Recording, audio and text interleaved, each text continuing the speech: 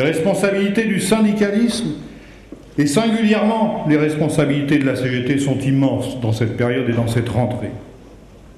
Les attentes sont fortes. Dans un contexte de crise durable, des questions se posent sur les conditions à réunir pour que la voix des salariés s'exprime avec plus de force et que cette voix soit entendue. En cette rentrée, nous devons fixer deux objectifs prioritaires pour les prochaines semaines.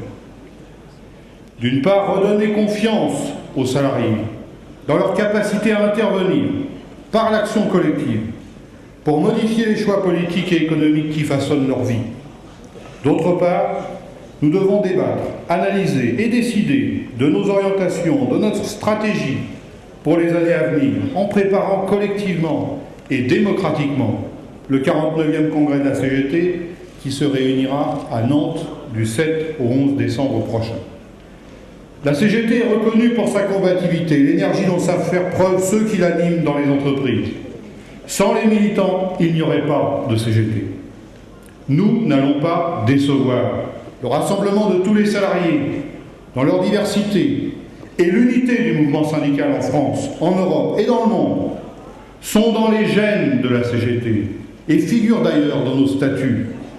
Qui peut nier que la grande majorité des salariés aspirent très profondément à l'unité de leur syndicat, à plus forte raison quand ça tape dur dans l'entreprise, dans la branche et dans tout le pays.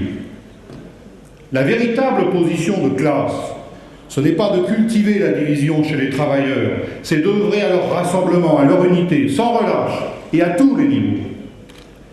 C'est bien parce qu'unis on est plus fort, unis on peut soulever des montagnes, unis on peut faire descendre des millions de salariés dans la rue. Nous en avons fait la démonstration à plusieurs reprises.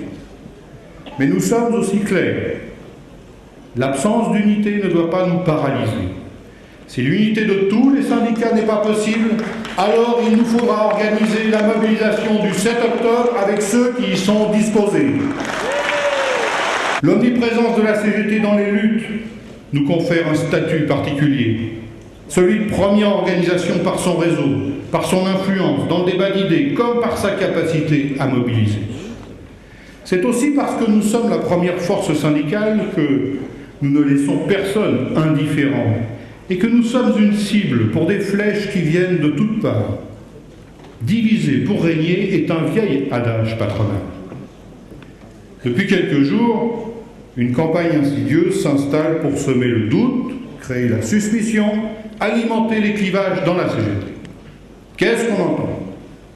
La direction de la CGT serait coupée de la base, dépassée par la radicalité qui s'exprime dans les luttes, et avec un secrétaire général plus occupé à discuter à l'Élysée qu'à soutenir les luttes. Je viens d'en évoquer une version.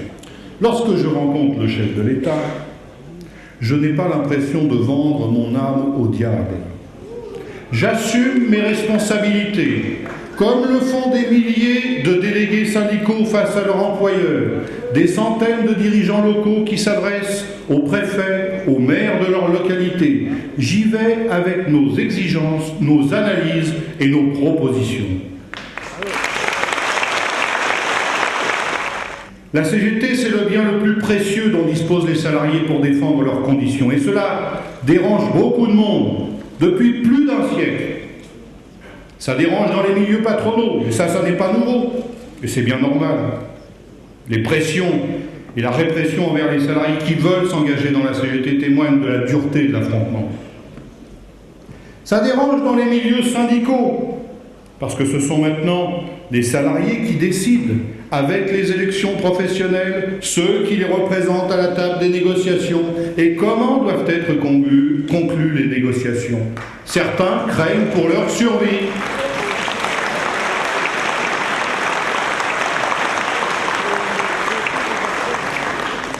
Ça dérange aussi dans certains cercles politiques, quand la CGT réaffirme qu'elle n'a pas l'intention de remplacer l'opinion des syndiqués pour la conduite des luttes par quelques consignes de parti, quels qu'ils soient.